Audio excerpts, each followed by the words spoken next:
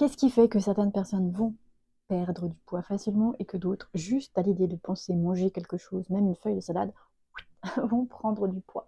Non, il n'y a pas de bon métabolisme et de mauvais métabolisme, ça c'est une fausse croyance et j'y ai été longtemps dedans, j'ai souvent dit on a de la chance, on a un bon métabolisme chez nous, ce qui ne m'a pas empêché d'avoir un pli, le pli disgracieux au ventre là, tu sais le truc que tu voudrais couper.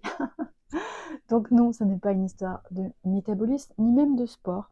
J'en ai fait pendant des années, ce qui n'a pas empêché le pli.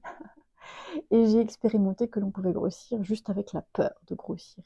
Donc qu'est-ce qui fait réellement qu'il y a des gens qui vont littéralement prendre du poids et pas d'autres, et c'est indépendant de ce que tu manges. Si tu crois que c'est ce que tu manges qui fait ton poids, non, non et non. Je te promets, non. Euh, Ce qui fait que tu prends du poids, c'est comment ton système fonctionne. Est-ce que ton système a besoin d'énergie? Si ton système a besoin d'énergie, il va en stocker. Surtout si ton glycogène musculaire et celui du foie est utilisé. Ce qui est très très souvent le cas lorsque ton système a besoin de beaucoup d'énergie. Pourquoi? Parce que ça veut dire qu'il est en régulation permanente.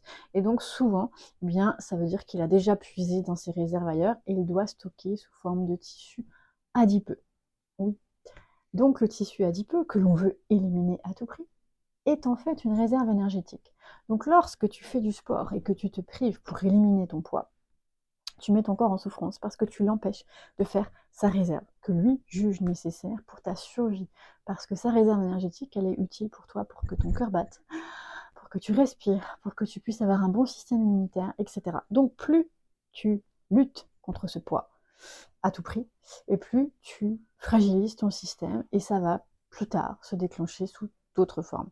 Alors tu vas me dire, mais que faire si tu ne veux pas de ce poids, ce que l'on peut comprendre, et que tu veux en même temps prendre soin de ton corps et pas le torturer et pas l'obliger à souffrir encore plus?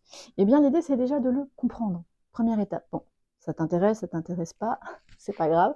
Tu peux faire abstraction de la compréhension si vraiment ça t'intéresse pas et passer juste sur des exercices de ce type-là. Tout simple. Ici déjà pour que ça fonctionne bien, pour que ton corps soit équilibré, il faut retrouver un équilibre neuromusculaire. Très souvent dans notre société, notre zone ici, elle n'est pas très musclée. Et non, ça n'est pas les abdos à outrance qui vont t'aider. Mais bel et bien déjà de redonner du mouvement. Tu sais, les mouvements dans tous les sens là. Je ne sais pas si tu te souviens dans les années 80, cette petite gym où on bougeait les fesses à gauche et à droite. Ben, amuse-toi à faire ça, tu vas voir. Ça débloque tous les petits ligaments au niveau des hanches. Et déjà, ça va t'aider pour retrouver la mobilité ici. Et là, après, tu peux aller suivre des vidéos ici sur YouTube ou me contacter pour avoir des petits exercices spécifiques. N'hésite pas à liker, partager et faire tes commentaires.